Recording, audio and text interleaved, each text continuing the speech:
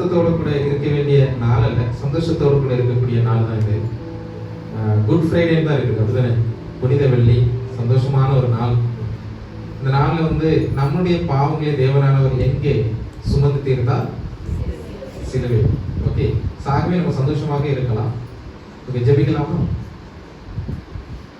அன்பின் நல்ல கர்த்தாவே, ஆசீர்வாதமான நல்ல இந்த தருணத்தில் கர்த்தாவே, நாங்கள் இப்பொழுது சிந்திக்க போகின்ற வசனத்தின் மூலமாக நீர் எங்களோடு கூட பேசும்படியா ஜெபிக்கிறேன். கர்த்தாவே, ஒவ்வொரு வார்த்தையும் கர்த்தாவே எங்களுக்குரியதாக காணப்படும் விஷயங்கப்பா. கர்த்தாவே, உங்களுடைய சிலுவை வழிகளை கர்த்தாவே தியானிக்கும் பொழுது அது எங்களுடைய வாழ்க்கையமாக ஒப்பிட்டு பார்ப்பதற்கான ஞானத்தை நிரூபிக்கிறதை ஜெபிக்கிறேன். அப்படி செய்து கர்த்தாவே பெரிய ஒரு மாற்றத்தை எங்களுக்கு கொண்டு வரப்போகிறோம். மேலான கிருபையில் நன்றி செலுத்துகிறோம். காத்து வழி நடத்தும், பலப்படுத்தும் எங்கள் இயேசு கிறிஸ்துவின் இலதான நாமத்தை ஜெபிக்கிறேன் நல்ல பிதாவே, ஆமென். ஓகே, முதல் வார்த்தை என்னது? பிதாவே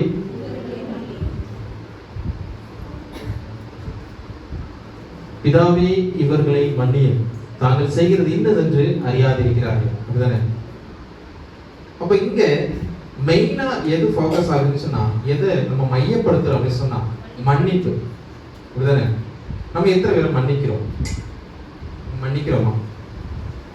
மன்னிப்பு அப்படின்னாலே அது ஒரு பாலம், ஒரு மனுஷர்களுக்கு இடையே இருக்கக்கூடியதாக ஒரு பாலம்னு சொல்லலாம். மன்னிப்பு ஒரு பாலம்னு சொல்லலாம். ஏன் அப்படி சொன்னா, இயேசு கிறிஸ்துவனுடைய மன்னிப்பு அது மனுஷனுக்கும் கடவுளுக்குமான ஒரு பாலமாக இருந்தது. ஓகேவா? மனுஷனுக்காக தான் இறங்கி வந்தார், மனுஷனை ரட்சிப்பதற்காக இறங்கி வந்தார். அங்க தேவனானவர் ஒரு மன்னிப்பை எங்க வழிகிறார். அப்போ பாவத்தின் மீதாக வெற்றியை வெளிப்படுத்தக்கூடிய ஒரு மன்னிப்பை தொடக்கத்திலே இங்க சொல்றார். மன்னிக்கக்கூடிய ஆற்றல் அது எல்லாருக்கிட்டையுமே இருக்காது. அது பெரிய ஒரு மன வலிமை இருக்கிறவங்கள்ட்ட மட்டும்தான் மன்னிப்பு இருக்கு. ஓகேவா? நல்ல ஒரு மன வலிமை இருந்தால் மட்டும்தான் நம்ம கிட்ட மன்னிக்கக்கூடிய அந்த அந்த ஒரு செயல் நம்ம கிட்ட இருக்கும், அந்த உணர்வு நம்ம கிட்ட இருக்கும்.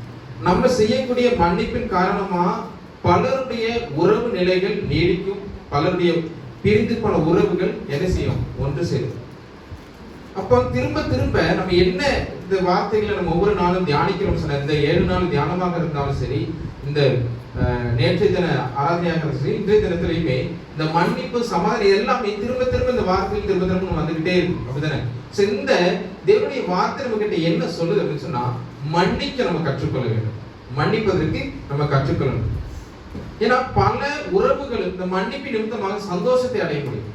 ஒரு ஒரு குடும்பத்துல ஒரு கணவனுக்கு மனைவிக்குமான ஒரு உறவுல ஒரு சண்டை சச்சரவுகள் வருதுன்னா, ஒரு வாக்குவாதம் வருதுன்னு சொன்னா, அங்க மன்னிப்பு இல்லைன்னு சொன்னா அந்த சந்தோஷம் அங்க பிறக்கவே செய்யும்.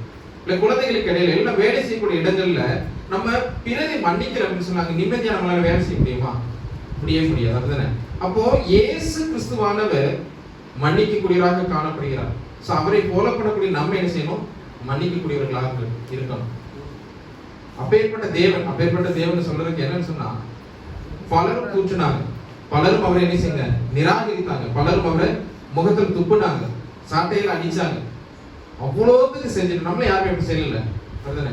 சண்டை போடுறாங்க, வார்த்தைகள் நம்ம என்ன செய்யறாங்க, தேவனுக்கு எல்லா விதமான பாடுகளையும் தேவனுக்கு செஞ்சாங்க, இயேசு கிறிஸ்துவுக்கு செஞ்சாங்க. அவர் என்ன செஞ்சாரு? ஆனாலும் அவர் நல்ல சந்தோஷமா நல்ல ஒரு சொகுசான வாழ்க்கை வாழ்ந்துகிட்டு இருக்கும்போது அவருக்கு மன்னிச்சாரு இல்ல? சிலுவையில தொங்கிட்டு இருக்காரு. சிலுவையில தொங்கும்போது எப்படி இருந்துச்சு? கையிலெல்லாம் ஆணி அறையப்பட்டுருச்சு, காலில் ஆணி அறையப்பட்டுருச்சு, ஈட்டியால குத்துனாங்க, தலையில என்ன செஞ்சிருந்தாங்க? முன்கிரீடம் இருந்தது. ஆனாலும் அந்த நிலைமையில என்ன செய்றாரு? இவரு மன்னிக்கிறார், இயேசு கிறிஸ்துவானவர் மன்னிக்கிறார். அங்க இனி ஒன்று என்ன சொல்றாருன்னா, இவர்கள் செய்வது இன்னதென்று அறியாதிருக்கிறார்கள். இவர்கள் செய்வது இன்னதென்று அறியாதிருக்கிறார்கள். இப்போ இந்த மன்னிப்பு அப்படிங்கிறது தேவனானவர் ஏன் செய்றாருன்னா, நம்ம இன்னுமாக அறியாமையில இருக்கிறோம். இன்னுமாக நம்ம என்ன செய்யறோம்? ஒரு அறியாமையில் இருப்பதனாலதான் நம்ம என்ன செய்யறோம் அப்படிங்கிறது அறியாமையில் இருப்பதனாலதான் திரும்ப திரும்ப நம்ம என்ன செய்யறோம்? ஒவ்வொரு குரோதங்களும், ஒவ்வொரு விதமான விரோதங்களையும், ஒவ்வொரு விதமான செயல்களை நம்ம செய்து கொண்டே இருக்கிறோம். ஆகவே தான் தேவனானவர் என்ன செய்யறாருன்னா, இவர்கள் செய்வது இன்னதென்று, இதைத்தான் நாங்க செய்யறோம், அது மேசியாவை தான், உண்மையான மேசியாவை தான் நாங்க என்ன செய்யறோம்? துன்புறுத்துறோம்னு சொல்லி இவங்க அறியாம செய்யறாங்க அப்படின்னு சொல்லி தேவனானவர் என்ன செய்யறார்? மன்னிப்பு எப்பவுமே ஒரு ஒரு ஒரு பலன் மட்டுமல்ல, அது ஒரு சங்கிலியாகவும் இருக்கு. எப்படிப்பட்ட சங்கிலி? சங்கிலி எப்படி இருக்கும்? நல்ல ஸ்ட்ராங்கா இருக்கும். அப்படிதானே? ஒன்னோட ஒண்ணு இணைஞ்சிருக்கும். அந்த சங்கிலி அப்படியே தொடர்ந்து போய்கிட்டே இருக்கும். அப்ப மன்னிக்காம இருப்பது அவர் சங்கிலியை போடுறார். அது தொடர்கதையா போய்கிட்டே இருக்கும். ஒரு சங்கிலி போல் அந்த சங்கிலியை உடைக்க முடியுமா? கஷ்டம், அப்படிதானே? உடைக்கிறது ரொம்ப கஷ்டம், ரொம்ப கஷ்டப்பட்டு தான் உடைக்கணும். அப்ப அந்த சங்கிலி போலதான் நம்மளுடைய உணர்வுகள், அது அப்படியே தொடர்ந்து போய்கிட்டே இருக்கு. மன்னிக்காம இருந்தோட தொடர்ந்து போய்கிட்டே இருக்கும். ஒருத்தவங்க மன்னிக்காம தொடர்ந்து போய்கிட்டே இருக்கும். ஆனா மன்னிச்சிட்டோம்னு சொன்னா நமக்கு தான் சுதந்திரம். நம்ம மன்னிச்சிட்டோம்னா நமக்கு தான் சுதந்திரமே தவிர பிறருக்கு சுதந்திரம் இல்லை. நம்ம மன்னிக்கிறது நமக்கு தான் சுதந்திரம். அந்த மன்னிப்பை நம்ம என்ன செய்யணும்? கொடுப்பதற்கு தயாராக இருக்கணும். இந்த மன்னிப்பதன் மூலமாக ஒரு பாவத்தின் சக்தி அங்க என்ன செய்யுது? உடையுது. அந்த சங்கிலி என்ன செய்யுது? உடையுது. பாவம் அப்படிங்கிறது மன்னிக்காத ஒரு பாவம் தான். அப்ப அந்த பாவம் எப்படி இருக்குதுன்னா சங்கிலி போல ரொம்ப ஸ்ட்ராங்கா இருக்கு, தொடர்ந்து போய்கிட்டே இருக்கு. சங்கிலி இருக்குதானே, ஒன்னோடு ஒன்று இணைந்து சங்கிலி போல சங்கிலி என்ன செய்யும்? இணைந்து காணப்படும். சோ இப்பேற்பட்டதான ஒரு செயல் இருந்து நமக்கு பெரிய ஒரு விடுதலை கிடைக்கும். அப்ப நம்ம இந்த மன்னிப்பதன் மூலமாக நமக்கே ஒரு சமாதானம் கிடைக்கும். நம்ம ஒருத்தவங்க மன்னிச்சிட்டோம்னா ஆட்டோமேட்டிக்கா நம்ம மைண்ட் என்ன ஆகும்? ஓகே, இனிமே நமக்கு அவங்களுக்கு எந்த விதமான விரோதங்கள் இல்லை, நமக்கு அவங்களுக்கு எந்த விதமான கஷ்டங்கள் இல்லை, அப்படிதானே? அந்த விதமான ஒரு சிந்தைகள் நமக்கு வாசிக்கலாம். கொலோசியர் 3:11.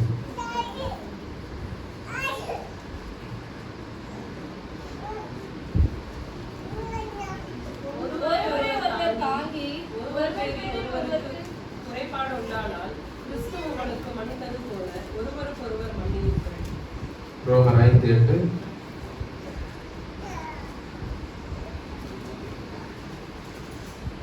நாம் பாவிகளாய் இருக்கையில் கிறிஸ்து நமக்காக மரித்ததினாலே தேவன் நம்மேல் வைத்த தமது அன்பை விளங்க பண்ணுகிறார். சோ வேத வசனம் என்ன செய்யணும்? என்ன செய்யுது?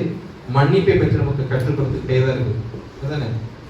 இப்போ மன்னிப்பு அது ஒரு புதிய விதமான திட்டத்துக்கான ஒரு பிரதிபலிப்பா இருக்கு. இயேசு மன்னிக்கிறாரு. மன்னிக்கிறதுனால நம்ம பாவத்தினுடைய சுமையில இருந்து நம்ம என்ன செய்யறோம்? விடுதலை பெறுறோம். ஆனா நம்ம மன்னிக்காம இருந்தோம்னா அந்த மன்னிப்பு நம்ம என்ன செய்யும்? நமக்கு சுமையாகத்தான் இருக்கும், அது விடுதலையாக இருக்காது. அப்ப மன்னிப்பு அப்படிங்கிறது நமக்கு எதிராக பேசக்கூடியவர்களுக்கு, நம்மை குறை கூறுகிறவர்களுக்கு, நம்மை நிந்திக்கிறவர்களுக்கு, நம்மை வேதனைப்படுத்துகிறவர்களுக்கு, நம்மை கஷ்டப்படுத்துகிறவர்களுக்கு நம்ம கொடுக்கக்கூடிய மன்னிப்பு. இப்ப தேவனை இயேசு கிறிஸ்துவை பலரும் நிந்தித்தார்கள், கஷ்டப்படுத்தினாங்க, வேதனைப்படுத்தினாங்க, துப்புனாங்க, பலது செய்தார்கள். அவங்க பிறப்பு முதல் லாஸ்ட் வரை நம்ம பார்க்கும் பொழுது பலது செய்தாங்க. ஆனால் என்ன ஆகுது? இங்க தேவனானவர் சிலுவையில் இருந்து ரத்தம் சிந்த சிந்த ஒழிக்கிட்டு இருக்கும் பொழுது என்ன செய்யறாரு? மன்னிக்கிறார். அப்போ மனுஷர்களாக இருக்கக்கூடிய நம்ம எம்மாத்திரம், நம்ம ரொம்ப அற்ப விசுவாசிகளாக இருக்கக்கூடிய நம்ம என்ன செய்யணும்? நம்மளும் மன்னிப்பதற்கு கற்றுக்கொள்ள வேண்டும். ஒருத்தருக்கு ஒருத்தர் நம்ம மன்னிக்கணும். அதை செய்தால் மட்டும்தான் நம்ம மனசுல என்ன செய்யும்? சமாதானம் வரும், மனசமாதானம் நமக்கு கிடைக்கும். மனசமாதானம் கிடைக்காம போறதுக்கான காரணம் என்ன? நம்ம பலரை மன்னிக்காம கடந்து போய்கிட்டே இருக்கோம். நம்ம வாழ்க்கை எங்கேயாவது எதையாவது யாருக்கிட்டையாவது சண்டையை போட்டு அப்படியே போய்கிட்டே அப்படியே ஒரு ஃப்ளோல போய்கிட்டே இருக்கு. மன்னிக்காம போய்கிட்டே இருக்கும். மன்னிப்பை கொடுத்துட்டு நம்ம போய்கிட்டே இருக்கு. ஏன்னா மன்னிப்பு நமக்கு ஃப்ரீயா கிடைக்கும். தேவனால ஃப்ரீயா இருந்தாரு, காசு வாங்கி தந்தாரு, ரத்தத்தை சிந்தி தந்தார் மன்னிப்பை. அந்த மன்னிப்பை நம்ம ரொம்ப வேல்யூவா, நம்ம ரொம்ப அது வந்து நம்ம ரொம்ப ப்ரீசியஸா இருக்கக்கூடிய, ரொம்ப விலைமதிக்கத்தக்கது அது. அதை என்ன செய்யணும்? நம்ம மற்றவர்களுக்கு கொடுப்பதற்கு நம்ம கொடுப்பதற்கு தயாராகன்னு சொன்னா நமக்கு அந்த மன்னிப்பு கிடைப்பது ரொம்பவே கஷ்டம். நம்ம எப்பவுமே சொல்றதுதான், பரமண்டல ஜெபத்துல ஒவ்வொரு முறையும் நம்ம அந்த ஜெபத்தை ஏறெடுக்கும் பொழுது நம்மள சுயமாக சோதித்து அறியணும், நம்ம மன்னிக்கிறோமா அப்படிங்கிறது. கடனாளிகளுக்கு நாங்க செய்வது போல எங்களுக்கு கடனிலே நீங்க மன்னிங்க அப்படிங்கிறோம். நம்ம அந்த கடனை இது பண்றோமா, மன்னிக்கிறோமா? மன்னிப்பை எப்போதுமே நம்ம கொடுத்து கொண்டே இருக்கணும். கொடுக்கதான் நமக்கு மன்னிப்பு கிடைத்து கொண்டே இருக்கும். இந்த மன்னிப்பு எங்க கொண்டு போய் விடும்? இந்த மன்னிக்காம இருந்துட்டோம்னா எங்க கொண்டு போய் நம்மளை விடும்னு சொன்னா ஒரு விதமான பழிவாங்கக்கூடிய எண்ணத்திற்குள்ளாக நம்மளை கொண்டு போகும். மன்னிக்காம நம்ம இருக்கோம்னா பல வருஷங்கள் ஆகுது, மனசுலயே இருக்கும். இருந்து என்ன ஆகும்? ஒரு விதமான விரோதத்தை தூண்டும். கடைசியில நம்ம மறந்துடுவோம் எதுக்காக நம்ம வந்து சண்டை போட்டிருக்கோம், எதுக்காக எந்த ரீசனுக்காக நம்ம வந்து பேசாம இருக்கணும் மறந்துடுவோம். ஆனா பேச மாட்டோம், ஆனா மன்னிக்க மாட்டோம். கேட்டா நேசுவோம், இல்ல எனக்கு இப்படி செஞ்சிருக்க கூடாது, என்ன செஞ்சிருக்க கூடாதுன்னு கேட்டா நமக்கு தெரியாது, எனக்கு மறந்துருப்போம், இல்ல அதெல்லாம் சொல்லக்கூடாது அப்படின்னு சொல்லிட்டு இருந்துருவோம். அந்த அளவுக்கு தான் நம்மளுடைய விரோதங்கள், நம்முடைய பகைமை காணப்படுகிறது. நம்ம அதெல்லாம் மன்னிக்கணும். ஏன்னா தேவனானவர் நமக்கு மன்னித்திருக்கிறார். ஆகவே 2 கொரிந்தியர் 5:18 முதல் 19 வரை வாசிக்கலாம்.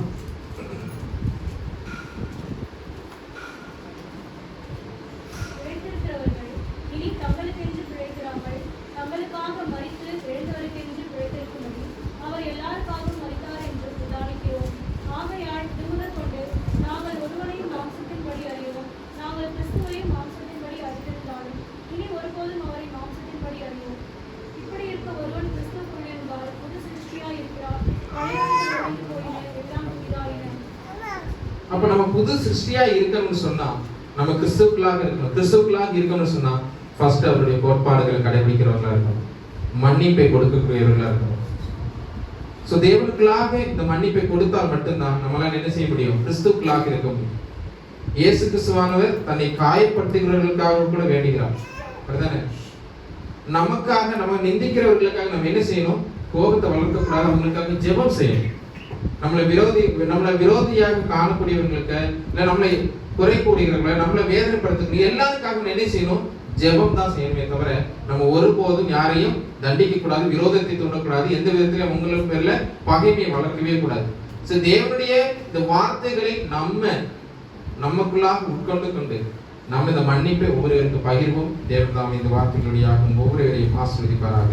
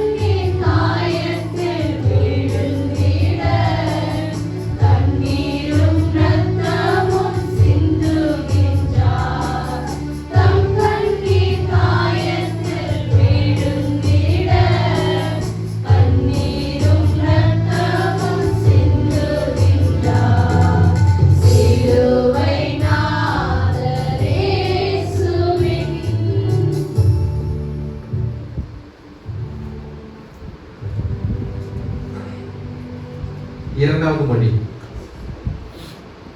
வாசிக்கலாம். லூக்கா 23:40-43. இயேசு அவனை நோக்கி, இன்றைக்கு நீ என்னுடனே கூட பரதேசியில் இருப்பாய் என்று மெய்யாகவே உனக்கு சொல்கிறேன் என்றார். ஓகே, ஜெபிக்கலாம். கவிதா.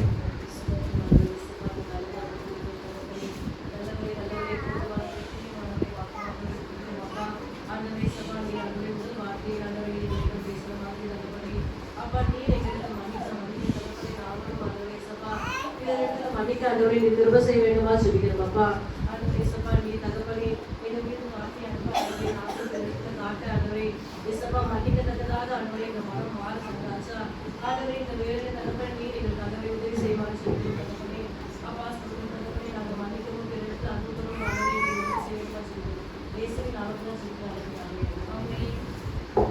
பேசுகிறோம். ஓகே, இரண்டாவது மொழி, 2 கல்லர்கள் இருக்கிறாங்க. இந்த 2 கல்லன்களும் இயேசு கிறிஸ்துவுக்கு வலது பாரிசத்திலையும் இடது பாரிசத்திலையும் அறையப்பட்டிருக்கிறாங்க. ஓகேவா? இந்த காரணம் என்னன்னு சொன்னா, 2 பேரும் 2 பாகத்துல அறையப்பட்டதற்கான காரணம் இயேசு கிறிஸ்துவுக்கு கலக்கம் உண்டாக்குவதற்கு, இயேசு கிறிஸ்துவ இவர்களில் ஒருவன் அப்படின்னு சொல்லுறதுக்கு. ஓகேவா? இது யூதர்களுடைய திட்டமாக இருந்துச்சு. இப்படிதான் பண்ணணும், இவரை இவர்களுக்கு கூட தான் அறையணும் அப்படிங்கிறதான அவங்களுடைய தீர்மானம் காணப்பட்டது. இங்க 2 கல்லர்களுடைய உரையாடலை பார்த்தோம்னா, அவங்களுடைய பேச்சுவார்த்தைகளை பார்க்க, ஒருத்த நியாயமான நீதியான பேச்சையும் மற்றொருவர் நியாயமற்ற பேச்சையும் பேச. நீதியான பேச்சு அப்படின்னு சொல்வது, சிலுவையில அறையப்பட்ட ஒரு கல்லன் என்ன செய்யறான்னா, ஆண்டவரை பார்த்து, நீங்க யாரு? நீங்க கிறிஸ்துவா? நீங்க மேசியாவா? நீங்க மேசியா தானே? நீங்களும் என்ன செய்யலாம்? உயிர் பெற்றுக்கொள்ள, நீங்களும் இதுல இருந்து விடுதலை பெற்றுக்கொள்ள, எங்களையும் நீங்க இதுல இருந்து காப்பாற்றலாமே அப்படிங்கிறதான ஒரு கேள்வி அதுதானே. இந்த விதமான ஒரு கேள்வியை அவன் கேட்கிறான். மற்றவன் என்ன செய்யலாம்? இனிவத்தை என்ன செய்யலாம் சொல்லிட்டீங்களா?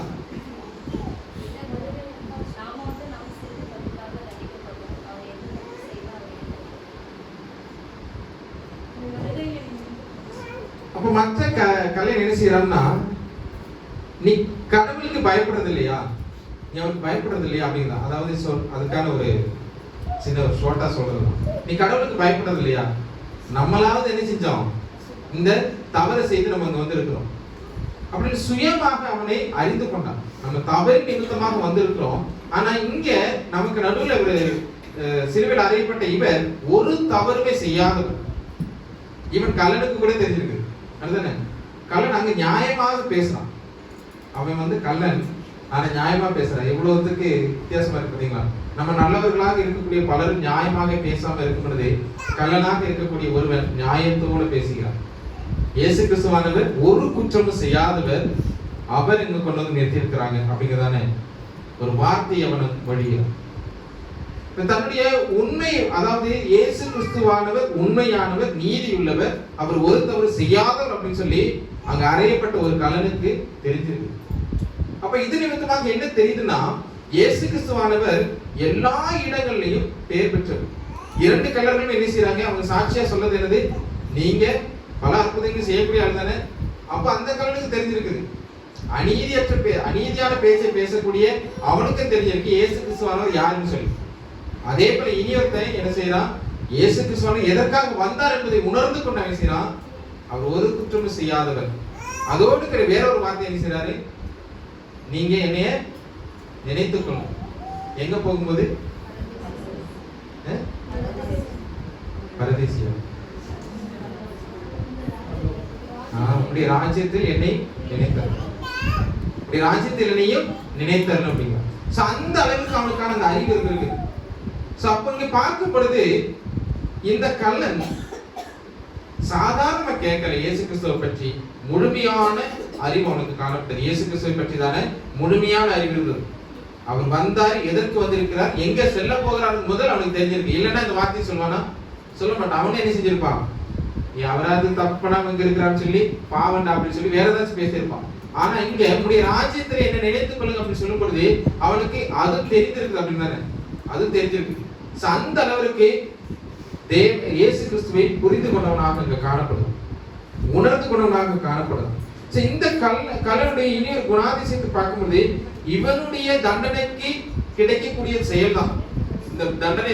எனக்கு நான் செஞ்ச தவறுக்கு கிடைக்கிறது தான் அப்படின்னு சொல்லி நியாயமா பேசுறான். நமக்கு கிடைச்சது இந்த தண்டனை கரெக்ட் தான். ஆனா இவர் ஒரு குற்றமும் அறியாதவர், இவருக்கு கிடைத்த தண்டனை நியாயமற்றது அப்படிங்கிறார். அப்ப சிலுவையில இயேசுக்கு நடந்த அநியாயத்தை இவன் அங்க சிலுவையில இருந்தே இனியொரு கல் சிலுவையில தொங்கப்பட்டு கொண்டே அவனும் சொல்றான் அநியாயத்தை. இப்ப இப்பேற்பட்டதான துன்பங்களே கடந்ததுக்கு அப்புறமாகவும் மன்னிப்பு அப்படிங்கிறதான சொல் இந்த கல்லனை என்ன செய்யுது? மனதில் வைக்கிறது. அவன் பார்த்திருப்பான், அங்க கூட தான் இருக்கிறாங்க, கூட தான் சிலுவையில் அறையப்பட்டிருக்குது. சோ இவரை இவ்வளவுக்கு துன்புறுத்துறதுக்கு அப்புறமாகவும் சிலுவையில் அறையப்படும் பொழுது இவர் என்ன செய்யறாரு? பிதாவே இவர்களை மன்னின்னு சொல்றாரு அப்படின்னு சொல்லி அவனு அங்கிருந்து அவன் சிந்திக்க தொடங்கியிருப்பான். அவனுக்கான ரட்சிப்பு எங்க தொடங்கிட்டு அவன் சிந்திக்க தொடங்குறது மன்னிப்பை கேட்டது. பிதாவே இவர்களை மன்னி அப்படின்னு கேட்டதுல இருந்தே அவனுடைய ரட்சிப்பு அங்க ஸ்டார்ட் ஆயிடும். அவனுடைய ரட்சிப்பு, அவனுடைய விடுதலை அங்க ஸ்டார்ட் ஆயிடும். அவனுடைய பரலோக ராஜ்யத்தில் அவனுக்கான இடம் அங்க ரெடி ஆயிடும். இல்லைன்னா உடனே வந்துட்டு இயேசு கிறிஸ்துவானவர் அந்த வார்த்தையை சொல்ல மாட்டார். இன்று நீ என்னோட கூட பிரதேசியில் இருப்பான்னு சொல்ல மாட்டார். அப்போ ஃபர்ஸ்டே அங்க வந்து அதற்கான ஒரு கிரியை நடைபெற்று விட்டது. அதுக்கு அப்புறமாகத்தான் இங்க இந்த நபர் என்ன செய்றாரு? இவர் வந்து ஒரு குற்றம் அறியாதவர் அப்படின்னு சொல்லி இங்க மொழிகிறோம். இப்ப இந்த சமூகத்தில் வாழக்கூடிய நமக்கும் இப்பேற்பட்டதான அநீதிகள் பல இடத்துல நடக்கிறது. பல இடத்துலையும் ஒரு அன்பின் நிமித்தமாகவோ ஒரு சகோதரத்தின் நிமித்தமாகவோ இல்ல ஏதோ ஒரு இடத்துல ஒரு அநீதி நடந்துகிட்டே தான் இருக்கு. ஆனா அதற்காக நாம் என்ன செய்யணும்? பொறுமையோடு கூட அமைதியாக போவதுதான் நலம். இயேசு கிறிஸ்துவானவருக்கு எதிராக நடந்த எல்லா அநீதிக்கும் அவர் என்ன செஞ்சாரு? பொறுமையாக அமைதியாக போனார். அவர் தட்டி கேட்டது எவ்வளவோ யுத்தங்கள் நடந்திருக்கும், எவ்வளவோ என்னென்னமோ பண்ணியிருப்பாரு. அவர் கல்லெறிஞ்சாங்க, அந்த இடத்துல நின்று திரும்ப கல்லெறிஞ்சாரா? இல்ல. நம்மளால என்ன செய்வோம்? 2 கல் பெரிய கல்லை எடுத்து போட்டு விட்டு போயிடுவோம். ஆனா அவர் அப்படி செய்யவே இல்லை. அவர் என்ன செய்தாரு? அங்கிருந்து விலகி போயிட்டாரு. நம்மளா இருந்தா விலகி போறது வந்து அவமானம் நினைப்போம். இயேசு கிறிஸ்துவானவர் அப்படி நினைக்கிறோம். விலகி போவது சங்கீதம் 1ஆம் அதிகாரத்தின் பிரகாரமாக விலகி போவது எவ்வளவு நல்லது. அது நம்மளை பாதுகாப்பதற்காக, அநீதிக்குள்ளாக நம்மளை வழிநடத்தாமல் இருப்பதற்காக. ஆகவே இங்க இந்த அன்பு, அமைதி, சகோதரத்துவம் ரொம்ப முக்கியம் அப்படின்னு சொல்லி உணர்ந்தவராக இயேசு கிறிஸ்து மட்டுமல்ல, கூட இருந்த அந்த கள்ளன் உணர்ந்திருக்கிறார். இது ரொம்ப நமக்கு முக்கியம் அப்படிங்கிறது உணர்ந்ததுனால மட்டும்தான் அவர் என்ன செய்யறாரு? இயேசு கிறிஸ்து கிட்ட சொல்லுறாரு, பிதாவே என்ன செய்யணும்? உம்முடைய ராஜ்யத்தில் என்னையும் நீங்க நினைச்சிருங்க அப்படிங்கிற. இப்ப இயேசு கிறிஸ்துவின் மரணம் அப்படிங்கிறது இயேசு மரிக்கவில்லை, அவர் விதைக்கப்படுகிறார் அப்படிங்கிறத இந்த கள்ளன் புரிந்து கொண்டால், உணர்ந்து கொண்டார். ஆகவே தான் அந்த வார்த்தை அவன் வாயிலிருந்து வருது. சான்று இயேசுவை அவன் நோக்கி சொல்லக்கூடியது, நான் உம்முடைய ஆட்சி உரிமையில, உம்முடைய ராஜ்யத்துல என்னை சேர்த்துக் கொள்ளுங்க, என்னை நினைத்துக் கொள்ளுங்க. நீங்க அங்க போங்க, ஜஸ்ட் என்னை நினைத்துக் கொள்ளுங்க, என்னை சேர்த்துக் கொள்ளுங்க. எங்க உங்களுடைய வலது பரிசத்துல இருக்கணும், இல்ல நான் வந்து அங்க பெரிய ஒரு மேன்மை அடையணும்னு இல்ல, என்னையும் கொஞ்சம் என்ன செய்யுங்க, தயவு பாராட்டுங்க அப்படிங்கிறது, எனக்கும் கொஞ்சம் கருணையா இருக்கு அப்படிங்கிறது. நீங்க கண்டிப்பா என்னை கொண்டே போகணும்னு சொல்லல, என்னை நினைத்தருளுங்க அப்படின்னு தான் சொல்லுங்க. எளிமையான வார்த்தை தான். அப்ப இயேசுடைய மரணம் ரொம்ப சவாலானது, புதிய ஒரு சமூகத்தை உருவாக்கக்கூடியது. ஆனா அடுத்த தலைமுறை இவருடைய மரணத்தை அறிந்து புதிய விதமான ஒரு விடுதலைக்குள்ளாக போவதற்காக தேவனானவர் இயேசு கிறிஸ்துவானவர் அங்கு சிலுவையிலே தொங்கி இந்த பாடுகள் எல்லாவற்றையும் ஏற்றுக்கொண்டிருக்கிறார். அந்த நேரத்திலேயே அங்க என்ன நடக்குது? அடுத்த தலைமுறைக்கான ஒரு ஸ்டார்டிங், முதல் படி அங்கேயே தொடங்குது. அவர் புரிந்து கொள்கிறார், சிலுவையில் அறையப்பட்ட இயேசுவை இனி ஒரு கள்ளன் புரிந்து கொள்கிறார். இப்ப யார் அப்படிங்கிறது. அவருடைய ஊழியம் அதாவது மரண தருவாயிலையும் என்னவா இருந்துச்சு? ஊழியம் நடைபெற்றுக் கொண்டே தான் இருந்துச்சு. அங்க போகும் பொழுதும் அவருடைய ஊழியம் நடந்துச்சு. அவர் பூமியில இருக்கும்போது மட்டுமல்ல சுகம் கொடுத்தது, அவர் பூமியில இருக்கும்போது மட்டுமல்ல பாவிகள் ரட்சித்தது.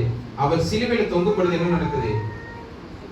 அந்த கள்ளனுக்கு ஒரு பெரிய ஒரு விடுதலை கொடுக்கிறார், பெரிய ஒரு ஒரு நம்பிக்கையை கொடுக்கிறார். இயேசு கிறிஸ்துவானவர் வாய் திறந்து பேசக்கூடிய ஒவ்வொரு வார்த்தைகளும் ஒவ்வொரு மனிதனுக்கும் நம்பிக்கை கொடுக்கக்கூடியதாகத்தான் காணப்படும். அவருடைய கூடாரத்துல வாசம் பண்ணுவதற்கு, அவருடைய ராஜ்யத்துல நம்மளும் சேர்த்துக் கொள்ளப்படுவதற்கு நம்ம கிட்ட எப்பேற்பட்டதான அன்பு காணப்படுகிறது, எப்பேற்பட்டதான சமாதானம் காணப்படுகிறது. இயேசு கிறிஸ்துவை உண்மையிலே அறிந்தவர்களாக நம்ம செயல்படுவோமா? இல்லைன்னா இயேசு கிறிஸ்துவை அறியாமலேயே இனி ஒரு கள்ளன் சொன்னது மாதிரி என்னையும் கொஞ்சம் விடுவிச்சிருங்க, நம்ம 2 பேரும் சேர்ந்தே என்ன செஞ்சிடலாம், இதுல இருந்து விடுபட்டலாம் அப்படின்னு சொல்லி சொல்லக்கூடியதான ஒரு சிந்தையில் நம்ம காணப்படுறோம். பல வேளைகளோட ஜெபமே அப்படித்தானே. நம்ம எதை கேட்கிறோமோ கேட்டுட்டு எல்லாத்தையும் கேட்டு முடிச்சுட்டு, கர்த்தாவுடைய சித்தத்தின் பிரகாரம் இது அனைத்தும் எனக்கு கிடைக்கப்படுவதற்கு உதவி செய்யப்பான்னு சொல்லி லாஸ்ட் ஒரு வரியை போட்டு முடிச்சிருக்கோம். அதான் அவங்க சித்தம் இருந்தால் இது செய்யுங்கன்னு சொல்ல மாட்டோம். கர்த்தாவுடைய சித்தத்தை பிரகாரமா இந்த அனைத்தையும் உனக்கு கிடைக்கப்படுவதற்கு உதவி செய்யுங்கன்னு சொல்லியிருக்கோம். அவருடைய சித்தத்திற்கு மாறாக நம்ம நடந்து கொண்டிருக்கக்கூடிய ஒரு சமூகத்தில் இருக்கிறோம். நம்ம எல்லாரும் நடந்து கொண்டிருக்கிறோம். நம்முடைய விருப்பம் நிறைவேறணும், நம்முடைய ஆசை நிறைவேறணும், அது மட்டுமா தான் இருக்கே தவிர தேவனுடைய சித்தம் நிறைவேறுக்காக நம்ம தயார் எடுப்பதில் நம்ம அதற்காக காத்திருப்பதில்லை. அவருக்கு சித்தம் கொஞ்சம் லேட்டா தான் இருக்குன்னு சொன்னா லேட்டா தான். அதுக்கு நம்ம என்னதான் முழங்கால் யுத்தம் பண்ணி பயங்கரமா இது பண்ணாலும் நடக்காது. அவருடைய சித்தம் எப்பவும் அப்பதான் நமக்கு கிடைக்கும். அது வரையில் என்ன செய்யணும்? பொறுமையோடு கூட நம்ம என்ன செய்யணும்? காத்திருக்கணும். காத்திருப்பதற்கு கற்றுக்கொள்ள வேண்டும். இந்த கள்ளன் உலகத்தில் வாழ்ந்து கொண்டிருக்கும் பொழுதே இயேசு கிறிஸ்து வந்திருந்தா அவன் கண்டிப்பா விடுதலை பெற்றிருப்பான். ஆனால் அவனுடைய நேரம் என்னவாக இருக்குது? சிலுவையில் அறையப்படும் பொழுதுதான் அவனும் ரட்சிக்கப்படணும் இருக்கு. ஆகவே தான் அந்த நேரத்துல அவன் ரட்சிக்கப்படுகிறான். அந்த நேரத்துல அவன் பரதேசிக்கு எடுத்துக்கொள்ளப்படுகிறான். தேவனானவர் நல்ல ஒரு வார்த்தையை அவனுக்கு கொடுத்து அவனுக்கு ஒரு புதிய நம்பிக்கையை கொடுக்கிறார். இப்பேற்பட்டதான நம்பிக்கை நமக்கும் கிடைக்கட்டும். நம்மளும் தேவனை அறிந்தவர்களாக செயல்படுவோம். தேவன் தாமே இந்த வார்த்தைகளுடைய ஆசீர்வதிப்பார்.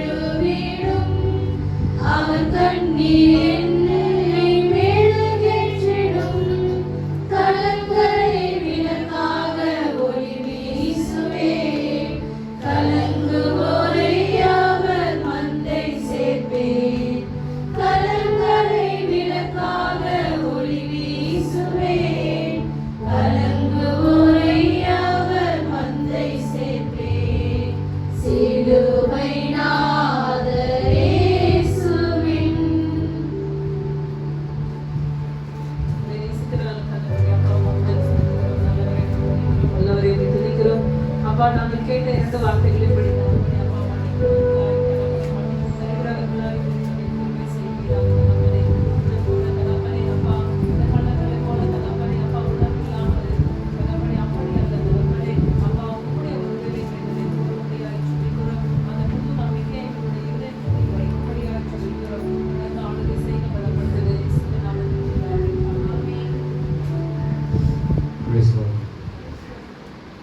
வாசிக்கலாம். யோவான் 19:25 முதல் 27 வரை.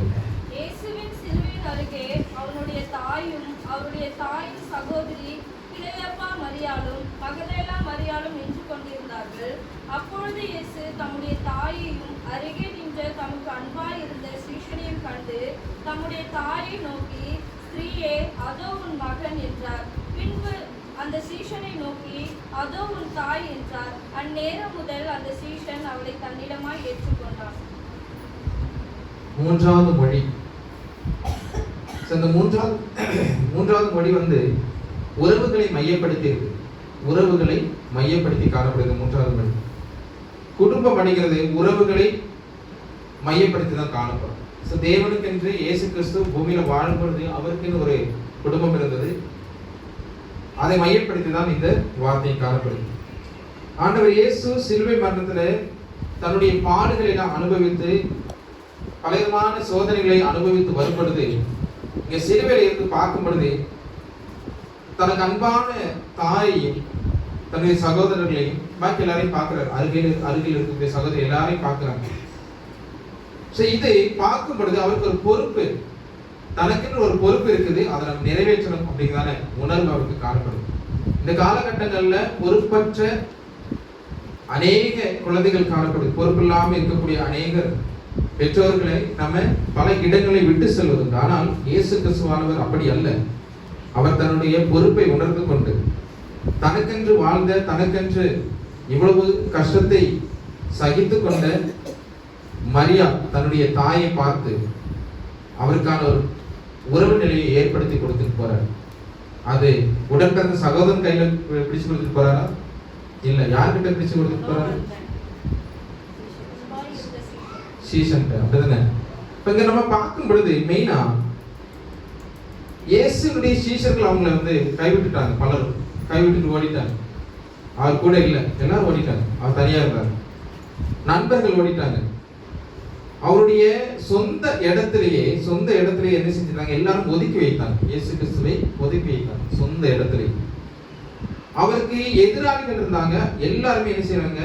அவருடைய ரத்தத்தை பார்ப்பதற்காக, ரத்தம் சிந்துவதை பார்ப்பதற்காக ரொம்ப ஆவலோடு இருக்கிறாங்க. இயேசு தன்னுடைய ரத்தத்தை சிந்து உயிர் வந்து போய்கிட்டு இருக்கக்கூடிய அந்த சூழல்ல இயேசுனுடைய தாய் என்ன செய்யறாங்க? அருகாமையில், சிலுவையின் அருகாமையில் நிற்கிறாங்க. அவருடைய நண்பர் யோவானும் தன்னுடைய அருகில் நிற்கிறார்.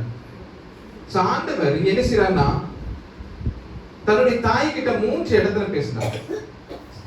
பைபிள் பிரகாரமா 3 இடத்துல நம்ம கிட்ட பேசினார். மெயினான காரியம் என்ன சொன்னா, மரியாள் என்ன செய்றாங்க? தன்னுடைய மகன்கிட்ட வந்து 12 வயசுல பேசுறாங்க. 12 வயசுல பேசும்பொழுது எருசலேம்ல அவர் காணனதும் தேடுறாங்க. தேடிட்டு கிடைக்கல. திரும்ப லேட்டரா கிடைக்கும் போது என்ன செய்றாங்க? ஆட்டோமேட்டிக்கா நீ எதுக்கு இப்படி செஞ்ச அப்படின்னு சொல்லி ஒரு क्वेश्चन கேக்குறாங்க. அதுக்கு இயேசு கிறிஸ்துவானவர் என்ன பதில் சொன்னாரு? மரியாள் சொன்னாங்க, இதோ நான் உன் தகப்பன் விசாரத்தோட உன்னை தேடினோமே அப்படின்னாங்க. அதுக்கு இயேசு கிறிஸ்து என்ன செய்றாரு? நீங்க ஏன் என்ன தேடுனீங்க? என் பிதாவுக்கு அடுத்தவைகளில் நான் இருப்பதை பத்தி உங்களுக்கு தெரியாதா? பிதாவுக்கு அடுத்து நான் தான் அப்படிங்கிறது உங்களுக்கு தெரியாதா? அப்போ மரியாளுக்கு எல்லாமே தெரியும். எல்லாம் சொல்லிதான் மரியாளானவர் கர்ப்பம் தெரிந்ததும் எல்லாமே நடந்ததும். அப்ப இங்க இந்த ஒரு வார்த்தை அதற்கப்புறமாக பார்க்கும் பொழுது தன்னுடைய தாயினுடைய மனக்கவலையை அறியக்கூடிய ஒரு சூழல் எங்கன்னு சொன்னா கானாவூர் கல்யாணத்துல என்ன செய்யறாங்க? திராட்சரசம் குறைப்பட்டு போயிருது. திராட்சரசம் குறைப்பட்டது என்ன ஆகுது? இவங்க ஆட்டோமேட்டிக்கா, ஏன்னா மரியாளுக்கு தெரியும் இவர் பலதையும் செய்யக்கு வல்லவர் தெரியும், தேவனானவர் தெரியும். சரி, இவங்க வாராங்க. வந்து மரியாள்கிட்ட இயேசு கிறிஸ்துகிட்ட கேட்கிறாங்க, சரி இப்படி குறைப்பட்டு போச்சு, ஏதாச்சும் பண்ணி நிறைவாக்கி கொடுங்க அப்படின்னு சொல்றாரு. உடனே இயேசு கிறிஸ்துவான அவருக்கான பதில் என்ன செய்தாரு? என்னுடைய நேரம் இதுக்கு ஒரு ஆரம்பிச்சு. அது மட்டும் இல்லாம இங்க ஒரு வார்த்தையை கூட கேட்கிறார். ஸ்திரீயே எனக்கும் உனக்கும் என்ன? ஸ்திரீயே ஆக்சுவலி இது வந்து கிரீக் அதாவது கிரேக்க மொழியில இருக்கக்கூடிய அந்த பைபிள்ல நம்ம வாசிக்கும்போது ஸ்திரீன்னு இருக்காது, தாயன்னு தான் இருக்கும். ஆனா தமிழ்ல மொழிபெயர்த்து மேபி ஸ்திரீன்னு போட்டுக்கலாம். ஏன்னா ஒவ்வொரு எழுத்துக்கும் ஒவ்வொரு அந்த மஸ்குலின் அப்படிங்கிற ஃபெமினின் அப்படிங்கிறதான ஒரு ஒவ்வொன்று இருக்குது. ஸோ அதன் பிரகாரமாக மேபி அப்படியே லிட்டரலா வந்து டிரான்ஸ்லேட் பண்ணும்போது இப்படி வந்திருக்கலாம். அப்போ தேவனானவர் மரியாதை, இயேசு கிறிஸ்துவான மரியாதையோட தான் சொன்னாரு. ஆனால் இங்க வந்து ஸ்திரீன்னு இருக்குது. ஸ்திரீங்கிறதும் மரியாதை தான். அப்ப எனக்கும் உனக்கும் என்ன அப்படிங்கிறதான ஒரு வார்த்தை அங்க வருது. என் வேலை இன்னும் வரல. இப்ப பிறர் நலத்துக்காக வந்து தன்னுடைய தாய் வந்து ஏங்கக்கூடியதையும் இங்க பார்க்க முடியும். தன்னுடைய தாய் ரொம்ப கரிசனையுடையவர். மரியாதை ரொம்ப கரிசனையுடையவர். ரொம்ப மரியாதை வந்துட்டு நல்ல பாடுபட்டு பலவிதமான கஷ்டங்களை அனுபவித்து உயர்ந்து வந்தவர் மரியாதை. நல்ல நிலையில இப்ப இருக்கிறாங்க, நல்ல உயர்வான நிலையில இருக்காங்க. ஆனா அவங்களுடைய பழைய காலங்கள் எடுத்துட்டு அவ்வளவு கஷ்டப்பட்டாங்க. ஆனா அந்த கஷ்டத்தின் வழியாக என்ன செய்றாங்க? ஒவ்வொரு உயர்வுகளை பெற்றுக் கொள்ளாங்க. அவங்களுடைய ஒரு பாடலையை நம்ம வந்து லூக்கா அதிகாரத்தில் வாசிச்சோம், அப்படிதானே வாசிச்சோம்ல. சோ அது எல்லாத்தையுமே நம்ம பார்க்கும் பொழுது இங்க மரியாள் வந்து ரொம்ப கரிசனையோடு கூட, ஏக்கத்தோடு கூட, மனபாரத்தோடு கூட அங்க நிற்பதை பார்க்க முடியுது. தன்னுடைய வயிற்றில் பிறந்த குழந்தை அது கடவுள் தான். ஆனா அந்த என்னதான் இருந்தாலும் ஒரு தாய் வந்து தன்னுடைய வயிற்றுல குழந்தையை சுமந்து பெற்றெடுக்கும் பொழுது அந்த குழந்தைக்கு சின்ன ஒரு வேதனைனால அவங்களால என்ன செய்ய முடியாது, தாங்கிக் கொள்ள முடியாது. அப்ப கீழே விழுந்தாலோ இல்லைன்னா சின்னதா கீழே விழுந்து முட்டில ரத்தம் வந்துட்டாலும் என்ன செய்வோம், பதறிடுறீங்க. அப்போ இயேசு கிறிஸ்துவோட ரத்தத்தை சிந்திக்கிட்டு இருக்காரு. அவ்வளவுக்கு அந்த அளவுக்கு அடிச்சு பிக்கப்பட்டிருக்கு அவருடைய உடல், அதுதானே. ஒரு சாட்டை வச்சு அடிக்கிறாங்க, அடிச்சு அந்த சாட்டை இழுக்கும் போது உடம்புல இருக்கக்கூடிய அந்த சதைகள் எல்லாமே பிஞ்சிக்கிட்டு அப்படி வரலாம். பிஞ்சிட்டு வரும்பொழுது உள்ள இருக்கக்கூடிய எலும்பு, விழா எலும்பு தெரியுது. அந்த அளவுக்கு சரீரத்துல பாடுகளை படும் பொழுது, காயங்கள் படும் பொழுது அதையும் பார்த்து கொண்டே மன வருத்தத்தோடு கூட யார் கூடயே இருக்கிறா, மரியாள் கூடவே இருக்கிறார். சோ இப்பேற்பட்டதான தாய் உலக பிரகாரமாக இயேசு கிறிஸ்துவானவர் என்ன செய்றாருன்னா, உலக பிரகாரம்னா உலகத்துல ஒரு தாய்க்கு ஒரு துணை, ஒரு மகன் இருக்கணும், இல்ல கூட ஒரு ஆள் இருக்கணும். ஏன்னா மரியாளுடைய கணவர் ஆல்ரெடி இறந்து போயிட்டார். சோ அவருக்கு துணை இல்லை, அவங்களுக்கு துணை இல்லை. அப்ப துணை வேணும். அப்படிங்கும்போது அவர் பார்க்கிறாரு, தனக்கு நண்பனா இருக்கக்கூடிய யோவானை அழைத்து, இதோ ஒரு தாய், அதோ ஒரு மகன் அப்படிங்கிறார். சோ அந்த உறவு நிலையை அங்க ஏற்படுத்துறாரு. நான் போகும் பொழுது இனி நான் வந்து இந்த உலகத்திற்குரியவன் அல்ல, இவ்வளவு நாளா இந்த மனிதனாக 100% மனிதனாக இருந்து இந்த உலகத்துல என்னெல்லாம் செய்யணும் எல்லாத்தையும் செஞ்சுட்டேன். இனி நான் எப்படி என்னுடைய பிதாவுக்கு அடுத்தவைகளை நான் இருக்க போறேன். ஆகவே என்னால வந்து என்ன செய்ய முடியாது, உலகத்தில் இருக்கக்கூடிய மனுஷனை போல என்னால இனி வந்து ஒண்ணு செய்ய முடியாது. தாய் தகப்பன் அல்ல தாய் குழந்தை இல்ல தாய் மகன் அப்படிங்கிறதான உறவு நிலையை என்னால ஒண்ணு செய்ய முடியாது. அப்படிங்கிறதான ஒரு பந்தத்துக்குள்ள போக முடியாது. அப்படி போய் நான் ஒவ்வொரு நாளும் அவங்கள போஷிக்க முடியாது. ஆகவே அவர் என்ன செய்யறாருன்னா, ஏற்ற ஒரு நல்ல மகனை அங்க வந்து ஏற்படுத்தி கொடுக்கிறார். அங்க இரண்டு பேருக்கிட்டே சொல்றாரு, இதான் உன்னுடைய இதான் உன்னுடைய மகன் அப்படின்னு சொல்லி இரண்டு பேருக்கிட்டே சொல்றாரு. இப்பேற்பட்டதான ஒரு செயலை நம்ம பார்க்க முடியும். சோ நம்ம இதுல இருந்து என்ன கற்றுக்கொள்ளணும்னு சொன்னா, மரண தருவாயிலையும் தன்னுடைய குடும்பத்தை குறித்து, தன்னுடைய தாயை குறித்து எண்ணினவர் தேவனானவர் இயேசு கிறிஸ்துவானவர். நம்ம இந்த காலத்தில் நல்லா இருக்கும் பொழுதே நம்முடைய தாயையும் தகப்பனையும் விட்டு சென்றுகிட்டு இருக்கோம்னா, அவங்கள அனாதையா விடுதல்னு சொன்னா, அவங்களை சரியா நம்ம பராமரிக்கணும்னு சொன்னா ரொம்ப தவறான செயல். தேவனானவர் அப்படிப்பட்டதான எடுத்துக்காட்டு நமக்கு தரவே இல்லை. நம்ம நல்லா சம்பாதிக்கிறோம் சொன்னா தன்னுடைய தாயை சும்மா வெறுமனே நம்ம எங்கேயாச்சும் விட்டுறலாம் அப்படின்னு இல்லை. நம்ம உயரும் பொழுது நம்முடைய தாய் தகப்பனை பார்க்காம இருக்கணும்னு இல்லை, நம்ம கண்டிப்பா பார்க்கணும். சிலுவையில ரத்தத்தை சிந்திக்கிட்டு இருக்கும் பொழுது கூட தன்னுடைய தாயை கருதி தேவனானவர் அவருக்கான ஒரு உறவு நிலையை ஏற்படுத்தினார். சோ ஆகவே நம்ம என்ன செய்யணும் சொன்னா, தேவனோடு கூட உள்ள அந்த உறவை புதுப்பித்துக் கொள்ளணும். அது மட்டும் இல்லாமல் தேவன் நமக்கு விட்டு சென்ற அதை புரிந்து கொண்டு நம்மளும் நம்முடைய குடும்பத்தை பாதுகாப்பதற்கு, நம்முடைய குடும்பத்தை பேணி காப்பதற்காக நம்மளும் நம்மளை தயார்படுத்திக்கணும். சோ இப்பேற்பட்டதான ஒரு உறவு நிலையை நம்ம ஒருபோதும் மறந்து விடக்கூடாது. தேவனானவர் நமக்கு தந்த உறவை நமக்கு எடுத்துக்காட்டாக நின்று இந்த உறவை எப்படி நம்ம பாதுகாத்துக்கொள்ள, எப்படி நம்ம பராமரிக்க சொன்னது, நம்மளும் அதை பின்பற்றி கொண்டு தேவனுக்குள்ளாக நாம் வாழ்வோம். தேவன் தாமே இந்த வார்த்தைகளை உங்களுக்கு ஒருவரையும் ஆசீர்வதிப்பாராக.